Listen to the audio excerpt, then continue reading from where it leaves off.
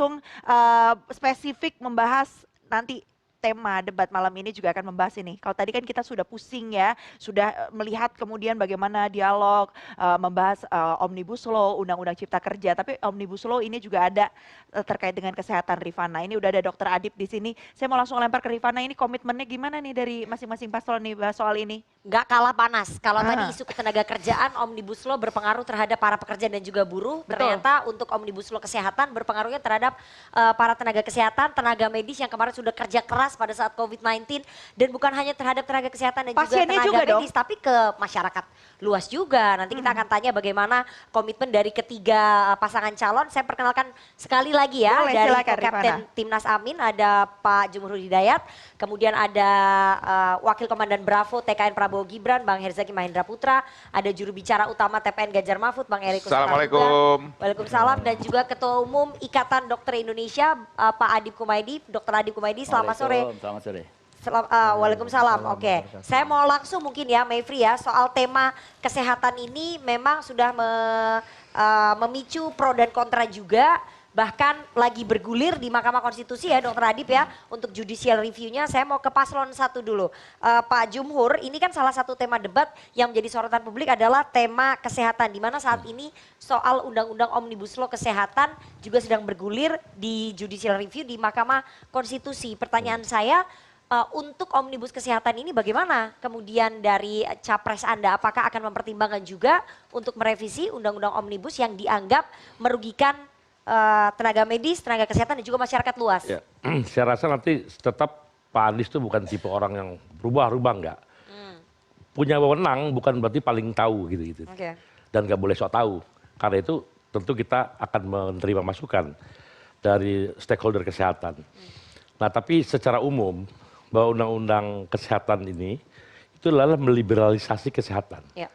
Jadi meliberalisasi itu memperkecil peran negara dalam unsur kesehatan. Contoh gini, di APBN dulu ada 5% mandatory budget ya. Mandatory spending. Oke, mandatory spending itu khusus untuk kesehatan dari pusat. APBD bisa sampai 10%.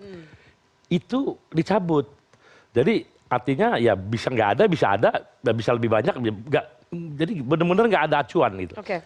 Nah itu saya rasa di negara-negara yang develop itu justru malah bisa 17%. Amerika itu sampai 17% loh. Seperti itu. Jadi menurut saya artinya apa ujungnya? Kalau nggak ada mandatori, artinya nanti ada rumah sakit di daerah yang dia nggak punya anggaran untuk pengadaan alat kesehatan. Akhirnya hanya orang yang punya uang yang bisa bikin rumah sakit. Betul. Dan kemudian hanya orang tertentu yang bisa masuk rumah sakit itu. Ini ujungnya ke sana. Nah, karena itu pasti itu akan mendapatkan satu kritisisme dari kita luar biasa. Dan yang kedua soal juga ini tenaga kesehatan ya. Jadi tenaga kesehatan itu juga harus menjangkau sebanyak mungkin masyarakat kita. Karena itu nggak boleh terkonsentrasi, harus ada afirmasi bagaimana mereka dan bagaimana juga memproduksi, memastikan. Jangan begitu kita lemah, import aja dari orang asing kan di undang-undang kesehatan ada kayak gitu. Jadi kita nggak punya ya datangin aja dokter. Jadi political will dari capres Anda gimana soal undang-undang? Ya itu karena itu payung hukumnya, payung utamanya itu. Pasti review-review keras pasti dilakukan dengan itu. Intinya kita menolak liberalisasi yang begitu luar biasa. Karena harus ada peran negara memastikan dalam kesehatan masyarakat. Dan yang paling penting lagi tidak sekedar kuratif ya, tapi juga adalah promotif dan preventif. Pencegahan-pencegahan bagaimana orang supaya tidak sakit dan sebagainya. Itu juga bukan mengurangi anggaran ini Bunda. Tidak, anggarannya ditambah untuk memastikan promosi dan prevensi bagi ususan kesehatan sehingga dengan harapan orang tidak mudah sakit. Oke, soal mandatory spending itu kan ada ya, kemudian dihapuskan di Undang-Undang Kesehatan. Nah, supaya itu bisa ada lagi kan berarti harus direvisi Undang-Undang Kesehatan. Iya, makanya itulah yang saya katakan kita perlu mengundang semua stakeholder. Angka yang tepat mungkin bisa jadi lebih dari itu. Nasdem dan juga PKB kemarin setuju dengan Omnibus Kesehatan itu. Gini Mbak, tanpa catatan saya ingin mengatakan begini, ini Republik ini eksekutif heavy. Oke. Anda ingat itu. DPR tuh pengikut dari eksekutif. Jadi kalau eksekutifnya legislatif akan ikut. Saya mau katakan itu. Oke, itu kalau faktanya di Indonesia begitu. Tapi dulu pada saat zamannya Pak SBY nggak seperti itu. Ada negosiasi yang cukup alot, iya, belum tentu. SBY itu ya boleh. Saya mesti memuji dia orang sangat demokrat lah. SBY itu luar biasa. Itu dia melampaui zaman lah. Zamannya Pak Jokowi, aduh kacau. eksekutif. Sangat. Dan ugal-ugalan. Memimpin ya, Dan sementara legislatif mengikuti. Zamannya kalau misalnya nanti capres Anda terpilih tapi caranya gimana? juga ugal-ugalan dalam perumusan. Jadi gini, pemerintah ini paling banyak memproduksi hukum positif, Ya. tapi banyak dihasilkan tanpa etika. Nah ini yang buat saya ini nggak boleh. Tanpa etika itu artinya apa? Harus mengundang dong stakeholders yang orang-orang berkepentingan diskusi tentang itu. Jangan ngumpet-ngumpet. Tiba-tiba bangun tidur ingat bikin IKN, kan nggak masuk akal gitu loh. IKN diskusikan dong 500 triliun uang negara mau pindah ke sana. Berapa puluh ribu puskesmas. Ini kan nggak boleh. Jadi semua tuh harus science dan knowledge, berbasis pengetahuan dan ilmu dalam menentukan kebijakan. Oke, jadi Gitu loh. sikap akhirnya akan mereview. Pasti Oke. mereview. Mereview. Semua yang aneh-aneh dalam ini harus direview. Baik. Ya. Saya mau ke paslon 2 ya, ke TKN Prabowo Gibran. Bang Zaky, sekali lagi capres Anda kan membawa visi keberlanjutan. Artinya nggak akan mereview, nggak akan merevisi undang-undang omnibus kesehatan. Jangan dijawab dulu, kita harus jeda. Jangan kemana-mana, tetap bersama kami.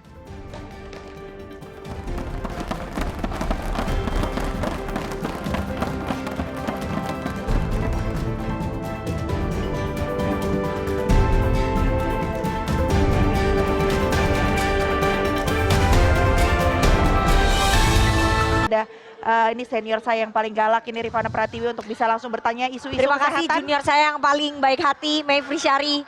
Gak ada senioritas dan junioritas dalam jurnalisme. Oke, Gimana? coba ini debatnya gimana nih? Debatnya Oke. tadi nih isu-isu kesehatan Ya, nih. tadi paslon undang-undang 1 udah kesehatan. jawab, akan mereview soal undang-undang omnibus kesehatan, Aha. ya kan? Bagaimana dengan paslon 2? Saya mau tanya tadi sebelum break, Bang Zaky kayaknya udah mau semangat jawab.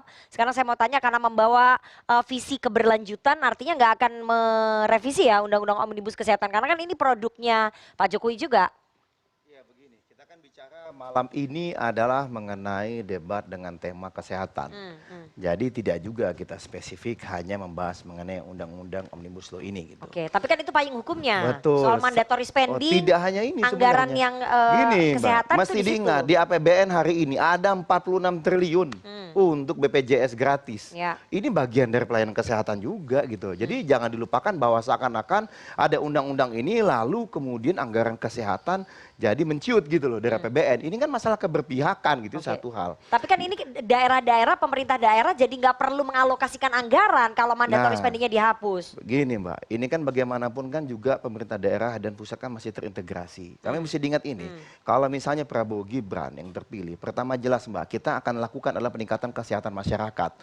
Orang selalu bicaranya selalu makan siang gratis, bicara mengenai susu gratis. Jangan lupa, ini sudah terbukti berhasil di 76 negara gitu loh. Ini bukan hanya bisa meningkatkan tadi minat untuk sekolah, tingkat pendidikan, tetapi juga bicara mengenai ada ekonomi berputar. Kita ada prediksi ada 1,8 juta ini pekerjaan yang akan terdampak nih dihasilkan oleh itu soal ini. mengatasi stunting itu. Belum selesai. Di antaranya mengatasi stunting loh. Jangan lupa stunting kita lagi bicara soal politiknya dulu nih, Ya, aspek politiknya di undang-undang ini bagian kesehatan. dari politik gitu loh. Karena bagian ini kita bicara undang-undang lagi kan ini kan perlu apa nih program yang akan dilakukan oleh Prabowo Gibran tadi. Ingat bicara mengenai stunting ada 400.000 lebih anak dari ibu-ibu yang hamil itu. 21,6%. Iya, yang itu masih di atas standarnya WHO. Ini yang kita ingin turunkan dengan program ini, diantaranya itu satu hal. Yang kedua kita bicara tadi misalnya abang saya ini sampaikan bahwa ini akibatnya nanti susah nih rumah sakit berkuota segala apa. Programnya Prabowo Gibran kita akan bangun ya. Yang ada sekarang kita akan perbaiki. Sehingga di setiap kabupaten akan ada rumah sakit yang berkualitas Setiap gitu. kabupaten akan ada rumah sakit yang berkualitas. Anggaran dari mana saya tanya? Ya ini kita Kan mandatory spendingnya dihapus. Loh, makanya jangan seakan-akan mandatory dihapus lalu tidak ada ide yang lain. Oke, berarti anggarannya dari mana untuk membangun satu rumah sakit di setiap kabupaten? Gini Mbak, nanti kita bisa ada dari APBN, bisa kita dari APBD. Ini ada kerjasamanya. Nanti detailnya, nanti kalau saya di Komisi 9 saya akan diskusikan dan sampaikan ke Mbak Nana dan juga teman-teman IDI. Tetapi sekarang hari ini jelas, ini komitmen politik yang sangat tegas. Silakan penonton CNN di seluruh Indonesia dicatat, Prabowo Gibran siap membangun rumah sakit yang berkualitas di setiap kabupaten dan kota. 514. Oke, bukan dalam hanya 5 tahun. Ini Bang Zaky, gitu. membangun rumah sakit itu satu hal, itu infrastruktur. Sekarang saya tanya SDM-nya dari mana? Nah, SDM-nya tadi juga makanya Jangan lupa. Jumlah tenaga medis dan tenaga kesehatan gak sebanyak itu. Ya, Kalau makanya, Anda mau bikin 514 di kabupaten kota itu SDM-nya dari mana? Kalau ingat Pak Prabowo ini banyak membangun politeknik kesehatan diantaranya dengan Kemhan ini ya, melalui Kemhan. Termasuk juga misalnya terkait dengan apa Unhan itu di dalamnya juga ada terkait dengan medis gitu loh. Kenapa? Ini menunjukkan apa? Keberpihakan. Dan waktu COVID jangan lupa rumah sakit semua yang punyanya Kemhan itu dipakai dan digunakan dikoordinasikan dengan teman-teman di IDI seingat saya Pak. Dan juga kepada Satgas COVID. Maksudnya apa? Belum jadi presiden, tapi punya kepedulian yang luar biasa terhadap kesehatan, terhadap rumah sakit. Jadi kok bicara mereka berpihakan, inilah Poltekkes tadi diantaranya. Dan programnya Pak Jokowi kan juga sudah ada nih Poltekkes ini makin banyak dibangun. Pak Prabowo yang menggunakan institusi Kemhan. Ya kan karena beliau Menhan. Nanti kalau beliau presiden, ya semua akan diperbanyak masalah Poltekkes ini. Dan mesti diingat semangat dari undang-undang kesehatan yang omnibus law itu tadi, nggak apa-apa Pak Adip, tapi kita diskusi lah. Mana yang terbaik, kita kan ingin ada titik temu gitu. Semangatnya adalah juga mengatasi tadi kelangkaan tenaga kerja kesehatan. Mengapa? Saat ini ya, kita bicara rasio dokter itu adalah 0,3 sampai 0,5 dari 1.000 masyarakat. Nah ini kita ingin coba tutupi misalnya, ada kesempatan-kesempatan yang lebih mudah bagi dokter-dokter dari luar, termasuk yang diaspora, untuk kembali ke Indonesia untuk mengisi ini. Kalau dibilang, oh ini akan ada serbuan dari asing, wah, ya nggak mungkin lah. Rata-rata hampir setiap negara lain itu juga ada faktor kekurangan dokternya. Sehingga kita harus bisa bersaing ini dengan yang lain untuk bisa memenuhi kebutuhan dokter tadi. Jadi janganlah bilang, oh gara-gara ada undang-undang omnibus kesehatan berarti akan memberikan keran seluas-luasnya kepada asing. Ingat Pak Prabowo telah membuktikan membangun Poltekkes. Dan ini akan diperbanyak ketika eranya beliau menjabat sebagai presiden jika dipercaya oleh rakyat Indonesia 2024-2029. Saya mau ke paslon 3 ya, ke TPN Ganjar Mahfud dari paslon Anda. Apakah sekali lagi, karena kan ini sekali lagi payung hukumnya adalah undang-undang omnibus kesehatan, akan mempertimbangkan nggak untuk merevisi? Karena itu tadi salah satu yang menjadi persoalan. Saya nggak bicara soal organisasi profesi ya, itu adalah satu hal yang berbeda. Tapi soal mandatory spending, ini gimana? Apakah akan merevisi itu karena menganggap bahwa ini memang ada yang salah di undang-undang kesehatan ini? Sebenarnya apa bedanya undang-undang kesehatan dengan tadi tenaga kerja? Bahwa apakah ini sudah sempurna? Tidak, masih jauh. Ini cepat banget, lebih cepat lagi. Iya, ini harus lebih cepat. Bahwa ini meneruskan, iya. Tapi menyempurnakan juga, yes. Kenapa Mbak Rifana? Saya harus kasih tahu secara jujur, Dr. Adib, saya ke Amerika waktu kunjungan kerja, itu disampaikan oleh warga negara kita di sana, bahwa fasilitas BPJS kita jauh lebih baik daripada Amerika. Coba bayangkan itu. Itu harus kita akui juga baik. Tapi apakah sudah sempurna? Kasihan dokter-dokter. Ada operasi cuma dibayar berapa dok? 50.000 apa? Apakah wajar? Tidak wajar. Nah ini yang harus diperbaiki. Nah bagaimana caranya? Simpel saja. Tapi tidak bisa Mbak Rifana. Hari ini, besok kita selesaikan. Tidak bisa. Itu perlu waktu untuk apa? Kita duduk bersama dengan tenaga kesehatan diwakili oleh organisasi kesehatan, begitu juga pemerintah, demikian juga masyarakat. Seperti apa sebenarnya kebutuhannya? Tapi yang itu di undang-undang kesehatan kan udah dihapus itu kewenangan OP. Justru itulah, kan tidak ada yang sempurna, kan tadi saya sampaikan. Nah, yang kedua apa? Mas Ganjar jelas loh, satu fasilitas kesehatan di setiap di setiap desa, di setiap kelurahan. Apakah itu bisa? Bisa.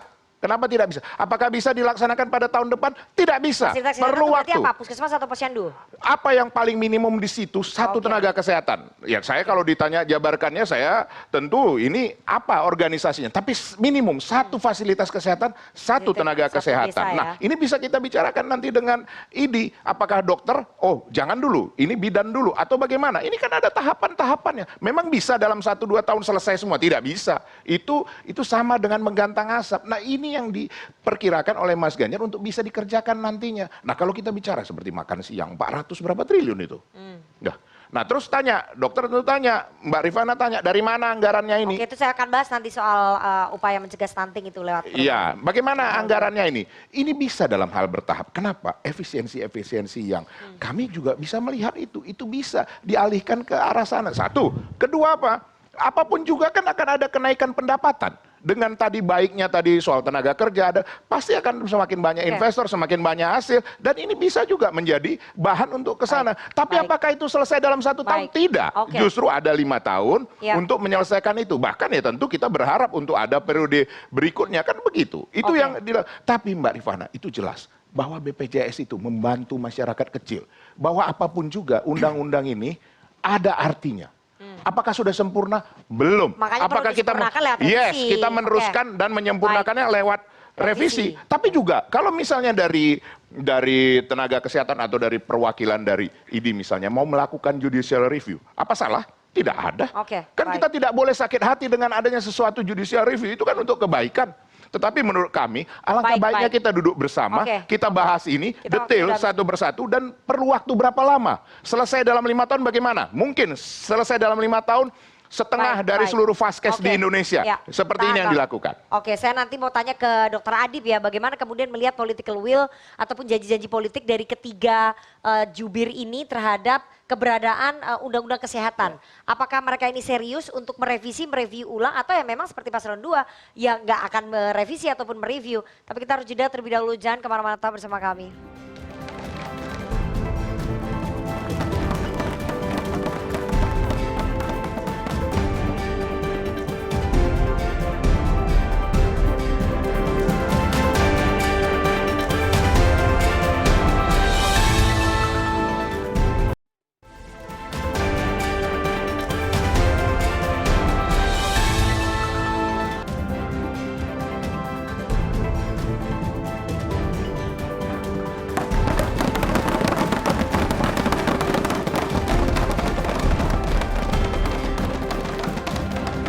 Ya, Anda harap tenang, Anda masih bersama kami tentunya di Pilihan Indonesia jelang debat Capres Pemilu 2024. Saya dan Rifana sudah mengapit Dr. Adib di sini yang nanti akan masih melanjutkan statement-statementnya sambil kita pantau pergerakan di JCC ya Rifana. Betul sekali. Kita tinggal menunggu kehadiran dari paslon nomor urut 2 ya, Prabowo Subianto dan juga Gibran Rakabuming Raka karena dua paslon lainnya sudah tiba di Jakarta Convention Center. Kita kembali dulu karena waktunya udah gak banyak nih. Soal stunting nih, saya pengen ke Bang Zaky ya. Bang Zaky, tadi Anda udah mengatakan berkali-kali untuk menekan angka stunting di Indonesia masih tinggi menurut versi WHO 21,6%. Program yang dijual oleh paslon Anda adalah makan siang dan juga susu gratis. Pertanyaan saya ini anggarannya dari mana? Berarti kan harus realokasi anggaran lainnya. Ya pertama sederhananya begini gitu ya. Akan ada penambahan penerimaan. Kami juga kan ada nanti membentuk namanya badan penerimaan nanti ada. Jadi ada upaya-upaya itu. Yang kedua tentu kita sudah mencermati dan melihat bagaimana ada potensi-potensi besar penerimaan negara. Misalnya dalam mengubah 1 atau 2 pasal dalam aturan gitu. Yang kedua adalah bagaimana kemudian kita benar-benar mengoptimalkan yang namanya APBN kita agar bisa menekan kebocoran baik di pengeluaran maupun juga di pendapatan. Ini kita bicara mengenai anggaran. Tapi bagi saya, bagi kami di TKN yang paling penting itu adalah program makan siang ini manfaatnya luar biasa. Tadi stunting jelas itu. Ya. Dan itu dibuktikan di 76 negara bahwa ini bisa mengurangi tadi kelaparan akut, ya kronis, lalu juga stunting tadi. Dan jangan lupa juga ini bisa meningkatkan partisipasi sekolah dan yang paling penting ada ketimpangan gender selama ini dalam konteks apa? Tingkat malnutrisi itu lebih tinggi di kalangan perempuan, untuk anak-anak perempuan. Dengan adanya program makan siang gratis ini bisa membantu mengurangi ketimpangan gender tadi. Lalu yang kedua, masih diingat juga bahwa tingkat edukasi anak-anak perempuan itu juga lebih rendah dibandingkan anak laki. Nah inilah program ini banyak hal yang bisa diraih, bukan hanya stunting, bukan hanya kesehatan, tetapi juga pendidikan dan circular economy. Tahan dulu Mevri, kita lihat nih kayaknya capresnya Bang Zaky udah tiba ya, coba. Kita lihat situasi terkini di Jakarta Convention Center, sudah hadir di sini Capres nomor urut 02 beserta dengan cawapresnya Prabowo Subianto dan Gibran Rakabuming Raka. Sudah hadir di Jakarta Convention Center, kali ini mengenakan jaket yang berwarna biru muda dan juga putih, nuansanya dengan pin bendera merah putih. Sudah hadir pula istri dari Gibran Rakabuming Raka, Selviananda bersama dengan timnya. Ini dia sudah tiba di JCC untuk kemudian hadir dan nanti menyampaikan gagasannya di panggung debat pamungkas yang berlangsung malam hari ini. Ini tentu menjadi debat yang dinanti kalau kita melihat pada debat ketiga kemarin juga sempat panas ya di debat capresnya. Ada kemudian adu gagasan dan juga banyak hal-hal yang disampaikan. Rifana silakan kita mau lanjut lagi. Tapi saya terakhir nih kalau saya masih ditanyakan lagi. Intinya begini, program kami untuk kesejahteraan sosial ini semua bermuara untuk masa depan. Makanya fokus kami adalah kepada perempuan dan anak-anak, kepada ibu dan anak-anak. Jadi anggarannya akan direlokasi dari? Bukan direlokasi. 400 triliun loh. Banyak loh tuh, bisa diperoleh tadi ada badan penerimaan negara Baru tadi, makan siang. Yang kedua kita bicara mengenai tadi kebocoran-kebocoran itu kita akan coba tekan juga. Ya. Dan ini kan bukan hanya istilahnya itu anggaran yang sudah ada, ini bisa kita komunikasikan gitu, bisa kita sinergikan lagi. Bukan mohon maaf, tidak ada tuh PKH tetap, bansos tetap, KIP tetap. Nggak ada itu yang namanya bantuan-bantuan buat rakyat kecil itu kemudian akan digeser lalu diganti ke sini. Nggak ada. Semua bantuan ya untuk rakyat menengah ke bawah yang sama dijanjikan oleh Pak Jokowi. Masih menjadi pertanyaan tetap ya, kita akan. asal-usul sumber dananya untuk pendanaan dari makan siang dan juga susu gratis. Saya mau ke Bang Jumur, Bang Juhor, bagaimana kemudian strategi dari paslon Anda untuk menekan angka stunting di Indonesia untuk mencapai Indonesia Emas 2045 itu? Jadi gini ya, orang makan siang itu umur 15 tahun, tapi waktu dia dalam kandungan ibunya kurang gizi, Nggak bisa diperbaiki. jadi udah mengkeret duluan tuh otaknya tuh. Dibutuhkan dokter Mau spesialis. dikasih itu. makan sehari 6 kali juga nggak bakal berkembang lagi otaknya. Jadi kalau stunting itu bicara dari ibu sebelum pranikah sehat. Dan itu programnya akses kesehatan harus mudah, posyandu diperbanyak, puskesmas lebih berkualitas. Kemudian ketika dia hamil, dipastikan Nutrisi ya. nutrisinya bagus. Disitulah otak-otak nyambung tuh. Apa sinopsis otak tuh nyambung. Udah umur 5 tahun ke atas itu udah selesai nyambungnya kira-kira gitulah. Tinggal dikit-dikit lagi gitu. Oke. Nah jadi dan kalau soal makan siang Anies sudah ngerjakan tuh di Jakarta untuk yang anak sekolah kan. Jadi dulu Anies sudah pernah melakukan itu? Udah, jadi enggak. Jadi dia mungkin ya itu. Saya senang nih. Yang Oke, jadi sifatnya maksudnya apa? Pak Prabowo Gibran Berat. mengikuti Ya, tapi ini, itu jangan jadi gini ya. strateginya ataupun bukan, udah Anies sudah Apa pernah sudah ngerjain. dikerjakan Mas Anies di DKI, Jadi memberikan perhatian? untuk yang sifatnya sementara, mohon maaf ya, kayaknya kurang apa ya, orang kok dikasih makan. Lebih bagus, itu kan dari proyek nanti Mbak, 400 triliun proyek, mungkin jatahnya sepiring 20.000, jatahnya ntar 7.000 lagi. karena Bisa gitu loh. Faktanya koruptor tuh makin ransum banyak di Indonesia di ini, lapas bukan aja. makin Ini, dikit. Ransum di lapas Ya aja indeks korupsi berantakan makin nih. banyak, Nah, KPK diperlemah. ini. Jadi nilai 20.000 per porsi, jangan-jangan 7.000 nyampenya. Oke. Nah, Lebih ini- baik bagaimana bikin sistem Oke. supaya orang punya uang. Buruh upah dinaikkan. Beli kailnya ya, Kemudian jangan dikasih beli ikannya. dana masuk ke rekeningnya, dia bisa beli makanan. Harga dijaga. Bang. Itu yang dilakukan oleh Anies nanti. Udah ada Bang, Gitu kita loh. udah ada namanya program sembako itu. Iya. Ada yang tadi PKH ya 10 juta yang keluarga penerima manfaat. Ada juga yang tadi kartu sembako, penerimaannya juga puluhan juta. Jadi- itu dapat dana semua, udah ada bantuan Oke. itu, intervensi Ya, itu. Nah, jadi- mohon maaf, tadi memang bantuan untuk ibu hamil, iya. Ada juga kita di program itu karena satu rata itu. Satu paket dengan makan siang dan susu gratis. Ya. Ya sudah jelas, ibu hamil itu wajib. Nah, yang terakhir saya Ini saya mau kasih kesempatan Terakhir, nih. terakhir, Iya. terakhir dikit lagi, Biar beberapa waktunya adil. second. Terakhir saya senang beliau menyinggung mengenai makan siang diinisiasi oleh Pak Anies. Silakan kita cek yuk di media online semua. Di situ tertulis Mas Anies melaksanakan program revolusi putih dari Pak Prabowo yang dititipkan oleh Pak Prabowo untuk dilaksanakan di Jakarta. Oke. Terima kasih Pak Anies. Jadi Mas Anies menjalankan amanatnya Pak Prabowo. Betul, silakan dicek di media-media Melakukan online. Revolusi putih itu maksudnya Jejak pemberian digital. Oke. Jejak digital Oke, tidak bisa hilang. baik, Silakan baik, dicek. Oke. Mbak Silakan Rifana. Paslon 3. Silakan Mbak nanti. Rifana, seperti paslon 3 hal yang paling penting dikerjakan konkret oleh Mas Ganjar. Untuk menekan angka stunting. 1000 hari kehamilan pertama, dari mulai hamil sampai melahirkan, itu 1000 hari. Oke. Itu penting sekali untuk membentuk otak daripada anak-anak dan juga apa supaya tidak terjadi stunting. Yang kedua apa?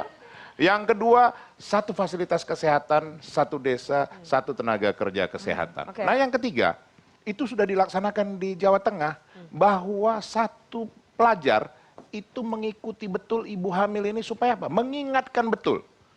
Itu stunting di Jawa Tengah turun drastis. Dan target Mas Ganjar Iya, dari dari 3 Mas hal Ganjar. ini, ya Oke. dari 3 hal ini menjadi 14%.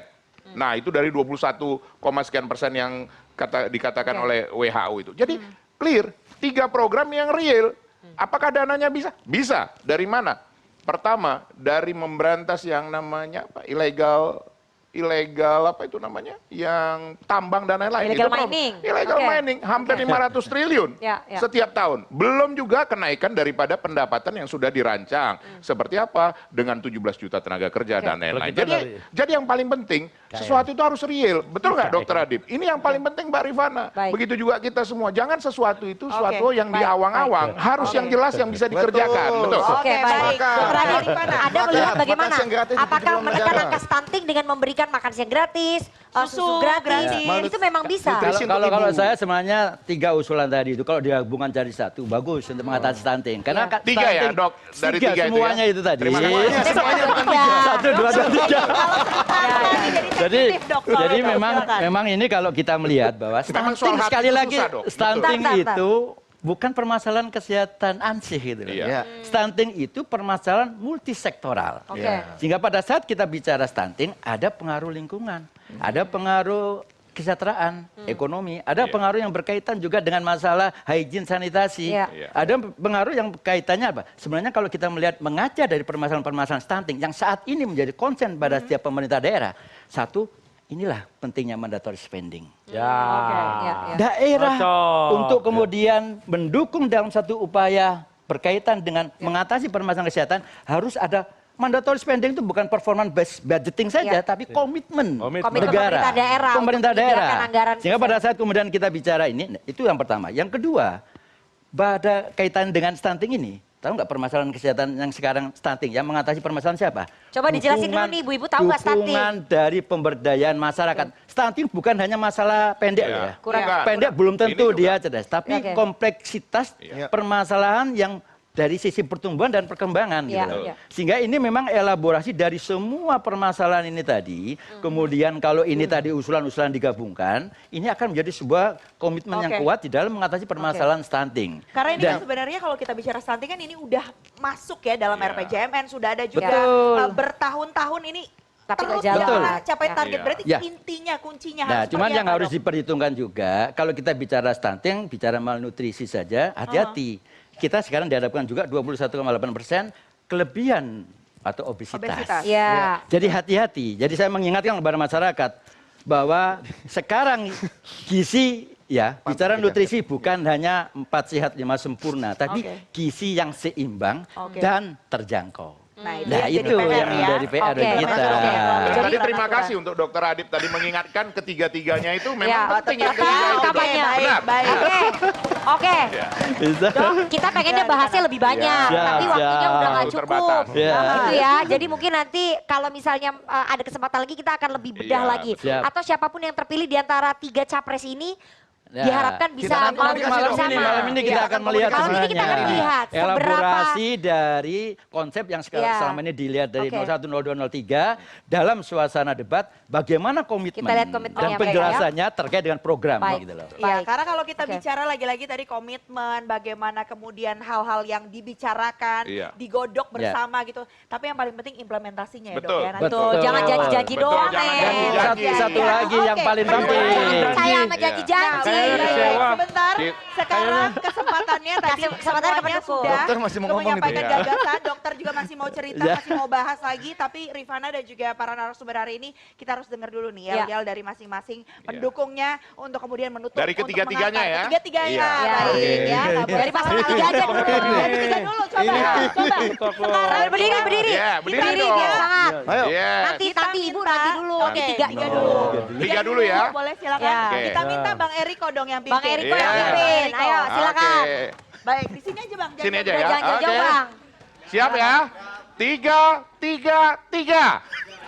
Jangan punya Ganjar, jangan takut. Kita punya Mahfud, Ganjar Mahfud. Pilih Ganjar Mahfud. Yeah, Ganjar Mahfud. Yeah. Silakan Bang Eriko. Oke. Silakan Oke. Bang Zaki. Silakan Bang Mimpin Zaki ibu-ibu. Langsung kita bilang mulai ya. Oke. Benar. Mari kita mulai.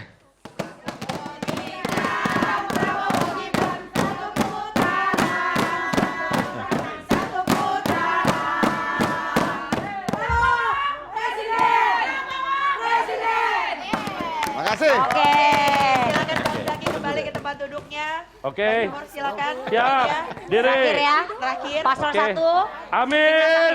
Menang. Menang. Menang. Yes. Oke. Oke. Kurang semangat nih. Udah tepuk tangan untuk ibu yang ada di sini.